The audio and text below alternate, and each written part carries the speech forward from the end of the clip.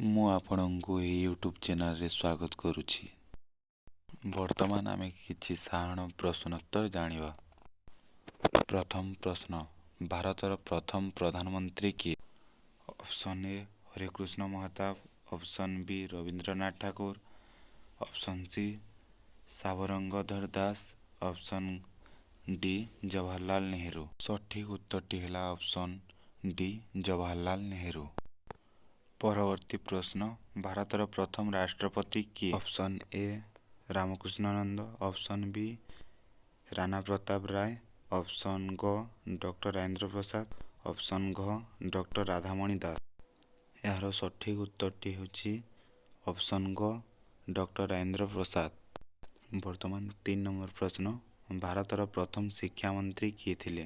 କ ରାମଦାସ, ଅପସନ୍ ଖ ମୌଲାନା ଅବୁଦୁଲ କଲାମ, ଅପସନ୍ ଖ ଶ୍ୟାମ ଘନ, ଅପସନ୍ ଗ କିରଣ ବେଦୀ।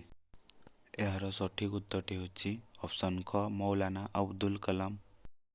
ବର୍ତ୍ତମାନ ପ୍ରଶ୍ନ ନମ୍ବର 4, ଓଡ଼ିଶାର ପ୍ରଥମ ମୁଖ୍ୟମନ୍ତ୍ରୀ କିଏ?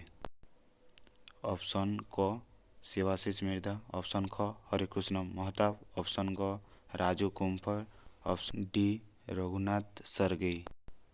ଏହାର ସଠିକ୍ ଉତ୍ତରଟି ହେଉଛି ଅପସନ୍ ଖ ହରେକୃଷ୍ଣ ମହତାବ। ଆଜିକାର ଭିଡ଼ିଓର ଶେଷ ପ୍ରଶ୍ନ, ଓଡ଼ିଶାର ପ୍ରଥମ ପ୍ରଧାନମନ୍ତ୍ରୀ କିଏ?